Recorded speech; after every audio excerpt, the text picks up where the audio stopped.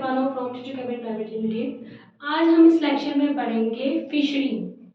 Fish कैसे हम पानी में कल्चरिंग, फिश की कल्चरिंग होती है, कैसे फिशिंग होती है, वो हमको देखना है। फिशरीज जो है वो हमारा पार्ट है 5th चैप्टर नंबर 9 का।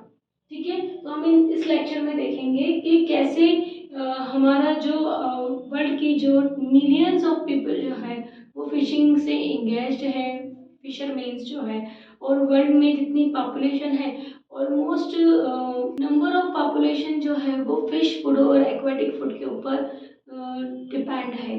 ठीक है, तो कैसे अगर हम फिश की कल्चरिंग करें तो कैसे हम इंक्रीज कर सकते हैं फूड प्रोडक्टिविटी को, कैसे हम फिशिंग प्रोडक्टिविटी को एनहांस कर सकते हैं, वो हमको आज देखना है। फिशरी, पहले हमको जनरल इंट्रोडक्शन दे देते हैं।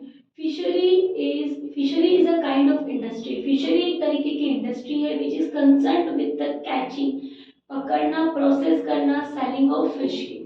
ठीक है, शेल फिशेस भी होती है, प्रॉन और मोलस्कस जिसे कहते हैं, और other aquatic animals such as crab, lobster, edible oyster etcetera.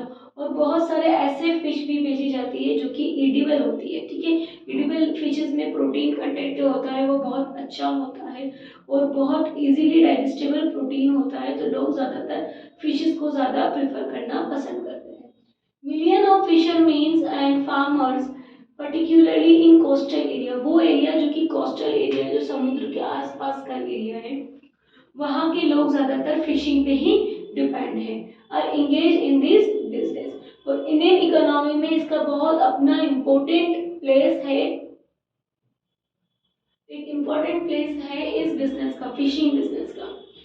It is a process fishing in which fishes are obtained. एक ऐसी प्रोसेस है फिशिंग जहाँ पर फिशेस बनती है। ठीक है, फिशेस उगाई जाती है। ठीक है, जिस तरह खेती होती है ना, वैस तरह से ही फिशेस जो है वो भी यहाँ पर कल्टीवेट होती है।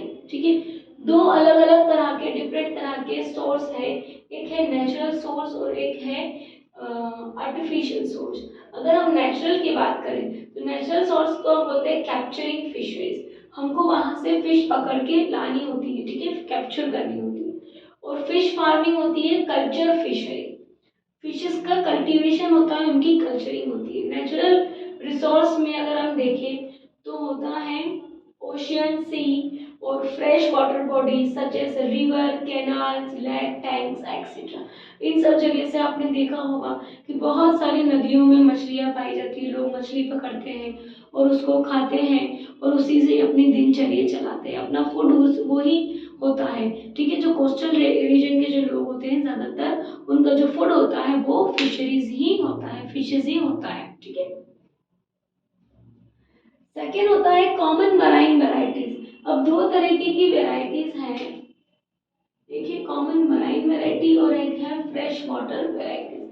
अगर हम मराइन वेराइटीज की बात करें तो मराइन वेराइटी में आता है hilsa, sardines, mackerel sole, tuna, pomfret, eel, Bombay duck etcetera. ये सब मराइन से, मतलब हमको ये समुद्री एरिया से मिलती है, समुद्र से मिलती हैं। मछली पकड़ते हैं लोग, मछुआरे जो होते हैं वो मछली पकड़ते हैं, जाल डालते हैं, और वो जो मछली होती है, मछली जो है वो इसका मछली का जो होता है कैप्सूल्स भी बनते हैं, इनके ऑयल से, कॉड लीवर ऑयल जिसे बोलते हैं, इससे कैप्सूल्स भी बनाए जाते हैं। और दूसरा जो है एक प्रोटीन सोर्स, एक न्यूट्रिटिव सोर्स की तरह भी इसे कंज्यूम किया जाता है।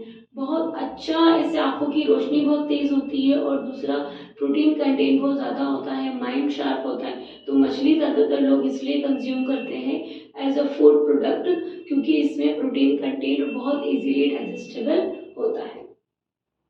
फ्रेश वाटर वेराइटीज में राहू, कतला, कलबसू और मेरिकल, चितला एक्सेट्रा, ये भी जो वेराइटी फ्रेश वाटर बॉडीज की ही है। Modern technology have developed special devices to assist the easy capturing and cultivation of fishes in marine and freshwater ecosystem. अभी जो टेक्नोलॉजी, पहले के ज़माने की टेक्नोलॉजी अलग होती थी, सिंपल टेक्नोलॉजीज यूज होती थी, बट अभी जो है बहुत एडवांस टेक्नोलॉजी और बहुत एडवांस मशीनरीज आ गई है, तो उस टेक्नोलॉजी से बहुत इजीली मछली को पकड़ा जाता है और साथ ही उसकी कल्चरिंग भी बहुत इजीली हो जाती है।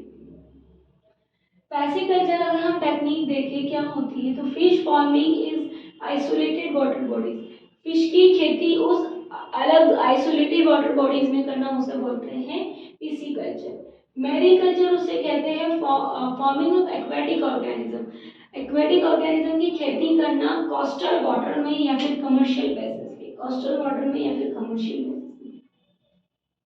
बहुत बड़े लार्ज स्केल के ऊपर अगर हम देखें तो अगर फिश की खेती होती है तो उसे बोलते हैं मैरीकल्चर।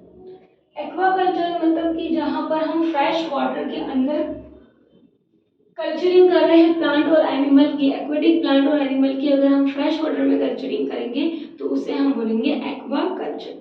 और इन तीनों तरीके से एक्वा मैरीकल्चर, पैसिकल्चर और एक्वाकल्चर, इन तीनों ही तरीके से हम बहुत अच्छे से फिशिंग कर सकते हैं, फिशरीज कर सकते हैं। और फिशिंग करके हम अपना फूड इनहांस कर सकते हैं, इकोनॉमिक वैल्यू बना सकते हैं, बहुत अच्छी कीमत आती है। ठीक है, फिश की भी और फिश प्रोडक्ट की भी बहुत अच्छी कीमत आती है मार्केट में।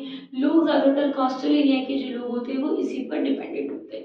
एक ये भी बहुत अच्छी स्ट्रेटजी है फूड एनहांसमेंट करने की, और it is also a beneficial for human welfare. So friends, इस लेक्चर में हमने देखा कि फिशिंग क्या होती है, फिशरीज क्या होती है, और फिशिंग कल्चर हम किस किस तरीके से कर सकते हैं। ये सभी पॉइंट बहुत इंपॉर्टेंट है, प्लीज नोट इट डाउन।